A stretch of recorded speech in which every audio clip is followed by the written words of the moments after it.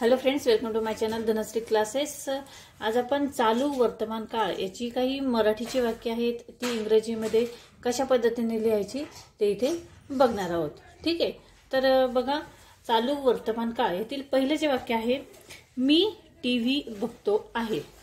हे वाक्य आहे चालू वर्तमान काळाचं आहे, कारण इथे काय आहे, वाक्यामध्ये क्रिया चालू आहे, बघण्याची क्रिया चालू आहे। आता या वाक्यामध्ये बघा, या वाक्यातील कर्ता कोणता आहे, तो आहे मी। कर्ता आपण नेहमी एक नंबरला लिहितो। ठीक आहे, कर्ता एक नंबरला लिहितो। मी साठी काय लिहिणार आहोत आपण, आय। ठीक आहे, आता बघा, आयच्या पुढे कोणतं सहाय्यकारी क्रियापद येतं, am, am, am, I am. आणि ते बघणे, बघण्याची क्रिया चालू आहे। बघणे म्हणजे काय, वॉच, WATCH। ठीक आहे, आणि क्रिया चालू आहे, त्यामुळे क्रियापदाला आपण काय लावतो, ING प्रत्यय लावतो।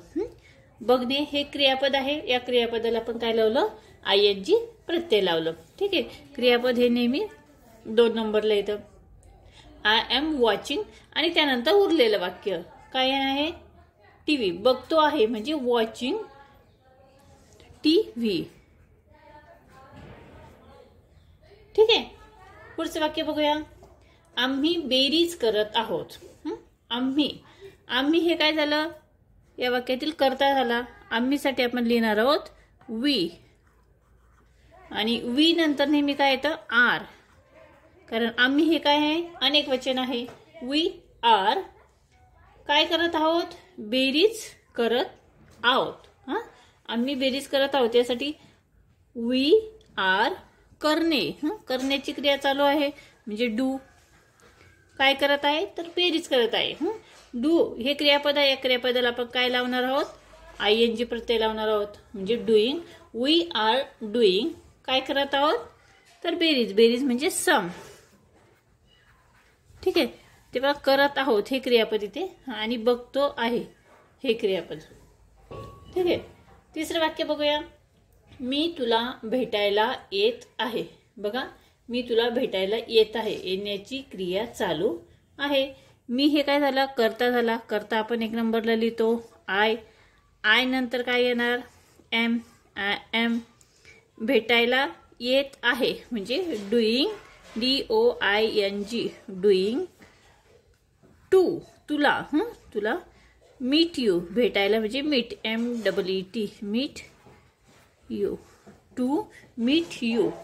I am doing to meet you, तुला भेटायला येत आहे, तुला यू। ठीक आहे, पुढचं वाक्य बघूया, ते घर बांधत आहे। ते साठी आपण काय लिहिणार आहोत, दे, THEY, दे नंतर आर, अनेक वचन आहे ते, दे आर। बांधण्याची क्रिया चालू आहे, बांधणे म्हणजे बिल्ड, BUILD, बांधत आहोत म्हणजे काय, तर बिल्डला काय करणार, ING प्रत्यय लावणार, क्रियापदाला ING, building, building, BUILDING, house, घर। ठीक आहे, आणि अजून एक वाक्य बघूया लास्ट, ती स्वयंपाक करत आहे।